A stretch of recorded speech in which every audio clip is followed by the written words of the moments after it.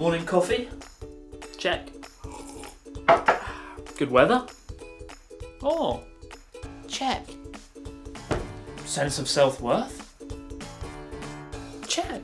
Oh wow. I don't know why I'm so grumpy all the time. Well, let's have a look through some new YouTube comments, shall we? Let's see. Half of the things you're saying is wrong.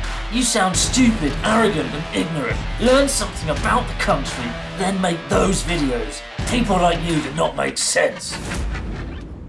People like me don't make sense? Shit, I didn't know that. Still, it would take a lot more than that to ruin my day. You look like Johnny Depp. Yeah, oh, that's not bad. Wait a minute.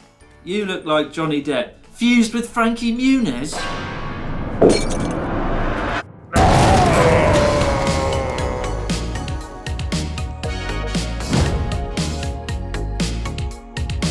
Welcome to Ask Abroad, where for the next few weeks I'll be answering questions sent in by viewers about anything. It'll be just like a TV show, only not as good. Incredibly, last week alone viewers sent in over 1,000 questions. And so to try and bring a sense of order to the crazy amount of questions, it makes sense to theme each of these Q&A videos around a particular topic. The topic of this video will be about travel, and there'll be 15 questions, most of which will be about travel, with some random ones thrown in, as well as comment of the week and most annoying question of the week. Before we dive in, at the end of a previous video, I invited Sony to make contact if they were interested in hiring any new marketing directors or executives or anything like that. And surprisingly, there has actually been one promising lead, and it was a comment on a video. It says, "Yes, I am Nigerian Prince of Sony. Please give me your credit card information so we can hire you." Now, I didn't know Sony was ruled by a Nigerian prince. Come to think of it, I didn't even know Nigeria had a royal family. But I have sent my credit card information over, so now the ball is in your court, Sony.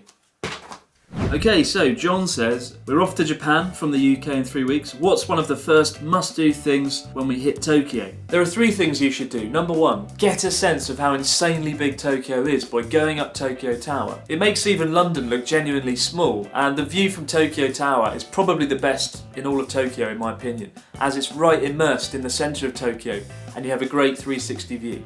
Number 2, go and relax in some onsen, some hot springs, in an actual onsen theme park in Odaiba. It's called Oedo Onsen, and to get there you need to take the monorail over the Rainbow Bridge, which admittedly sounds like something out of Mario Kart. But Oedo Onsen is a really great place to relax and experience Japanese bathing culture. I always take friends there and they love it, and it's a really great way to overcome jet lag as well. And number 3, and assuming it's the evening, go to Shinjuku, which is the entertainment district in Tokyo, and visit a neighbourhood called Golden Gai. It's a small neighbourhood crammed with hundreds of bars, tucked away down some narrow streets, and each bar is really small. It can only fit like a dozen people, and it has this really cool futuristic dystopian feel to it. It feels like Blade Runner. Although the last time I was there I went into this rock bar, and in the corner there was this really disturbed interpretation of Yoda, which I am still having nightmares about. But it's a really great place to meet people, eat and drink at a reasonable price, and feel like you're in Blade Runner. Hopefully there's something there that should appeal. Have a great trip to Japan. What's been your favourite thing to do alone in Japan? Drive around the countryside listening to 80s music. But if you can do it, get a car and just drive off and get lost somewhere in the countryside. It's just the most amazing thing, and the scenery is incredible.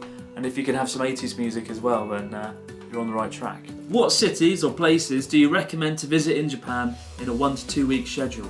If it's your first time in Japan, then I guess it's a given that there are set things you should see and do. And for that, the 3 places I recommend seeing are Tokyo, Kyoto and Hiroshima. And those are all 3 places you can see easily in 1 week. If you have 2 weeks, I'd actually recommend spending longer in each city rather than going off and travelling more, because you could spend weeks in any of those cities and still be discovering things. Use that extra time to immerse yourself more in those places. Have you had any experiences in Japan so far where you have felt intimidated on a level of fear of being harmed? Never, ever, not once in 3 years. The only place you might feel intimidated is in areas of Tokyo like Kabukicho or Roppongi, where you get people on the streets that try to lure you into bars, drug your drinks and then charge you $500 million for a beer. If you ever get approached by anyone offering you free drinks or special deals, just ignore them and walk on, no matter how persistent they can be. Other than that though, Japan is remarkably safe. I talked about this a bit more in a previous video, so if you have time check that out, but otherwise no, never. Mr. Pig says, will you eat me? Yes, if you are roasted accordingly. Would you fight one horse-sized duck or 100 duck-sized horses? A horse-sized duck, one target, one baseball bat, job done. Lily Devins says, if you made babies with a Japanese woman, what would you call it? Joffrey. Go fuck yourself. Has anyone really been far even has decided to use even go want to do look more like? You have no idea how much frustration this question has caused me. I read this question when I was really tired and I couldn't work out if it made sense or not, or if I was going mad. And the subsequent time and resources that I have dedicated to try and unearth an answer to this question have been substantially disproportionate to the importance of the actual question. A question that isn't even there. Go fuck yourself. What would you say is the most memorable place you've been to in Japan? It's actually a bridge in Osaka, and it's quite a famous spot. The bridge is called Ebisu Bridge, and it's in the heart of Osaka, in a place called Dotonbori. And the reason it's my most memorable place is whenever I go there, and I've been there about 4 or 5 times, I always meet many cool people, many strangers. Maybe I'm a bit biased, as I did have quite a cool romantic kind of encounter there a few years ago, which I might write about. But if you get the chance, definitely visit Osaka, if not for the people or the atmosphere, certainly for the food, which is amazing. Osaka is known as the kitchen of Japan, and the food is fantastic. What are some of the best but underrated or off the beaten path places you've visited in Japan? There is one whole region in Japan that seems to be off the beaten path for most tourists, and it's a terrible shame as it's a beautiful place and it's got a very exciting, mystical feel to it still. And that is Tohoku, the northern region of Honshu. Having lived there for 3 years, I've been very blessed to explore and see a lot of it. But there's so much to see and do. There's lakes, gorges, cat islands, ski slopes, fox villages. If you ever do any extended travelling in Japan or have 5 days to spare, I would recommend hiring a car and just driving around it and seeing what you can find. I recently travelled around part of it with my friends Rachel and Jun and Charlotte, and there'll be a video of that trip coming out next month, so keep an eye out for that. But yeah, I really highly recommend Tohoku. Have you been to a cinema in Japan? What are some of the kinds of movies shown there? Cinemas in Japan show just awful films, where apparently having a good plot or likeable characters isn't important. Films like Terminator Genesis and Mission Impossible Rogue Nation. Terrible. Just terrible. But the most frustrating thing is they do often show films about 3 months after they've come out elsewhere, so bear that in mind if you are going to the cinema in Japan. Is Japanese transport as convenient and reliable as it claims to be? Yeah, Japan's public transport is so reliable.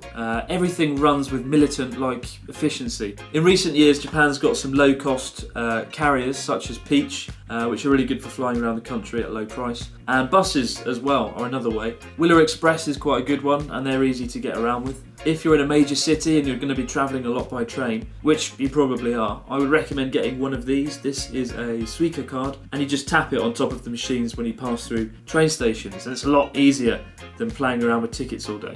You can usually get them at any station by using the machine, and I have it in English as well, so it's quite foreigner friendly. Japan is very, very good when it comes to public transport, and its reputation is well earned.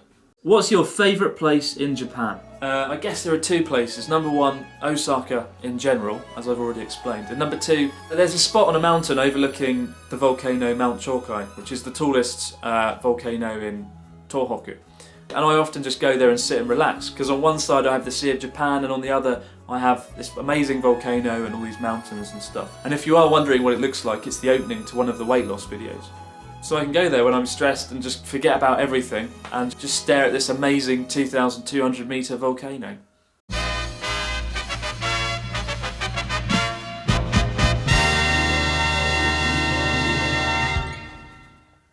For some reason I find you insincere. Didn't even give a reason. In your opinion, what would be the top 3 places to visit in Japan?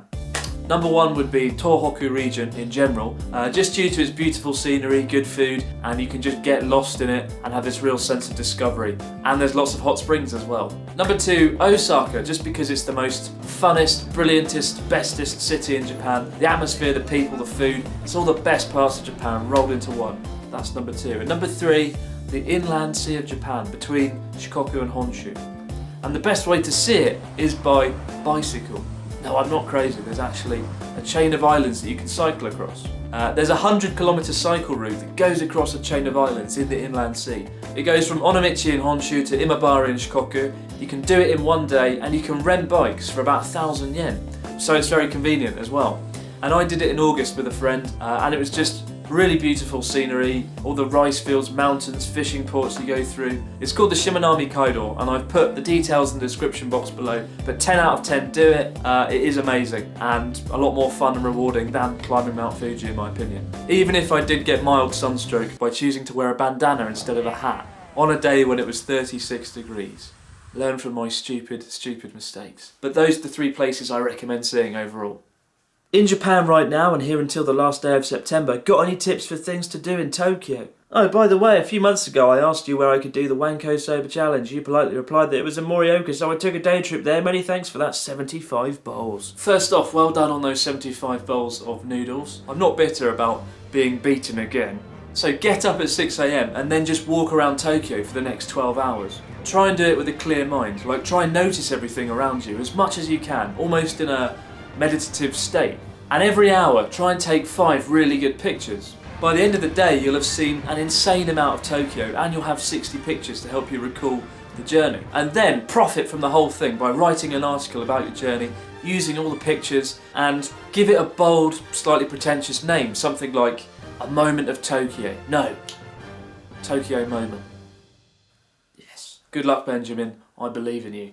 And finally, Joao says, how come in some videos, in the same video, there's parts where you're shaved and not shaved? Is there 2 of you? I have no idea what you're on about, mate. Continuity is of the utmost importance to the Abroad in Japan channel. And on a final note, come to Japan now while the yen is utterly worthless. Your money will go a lot further. I hope you've learned something useful from this video, and don't forget to hit the like button, because it's the only way I know you actually like this stuff. As for the next Ask Abroad video, the topic will be everyday life in Japan, and I'll be looking at questions that have been sent in, as well as questions below this video, so feel free to leave a question.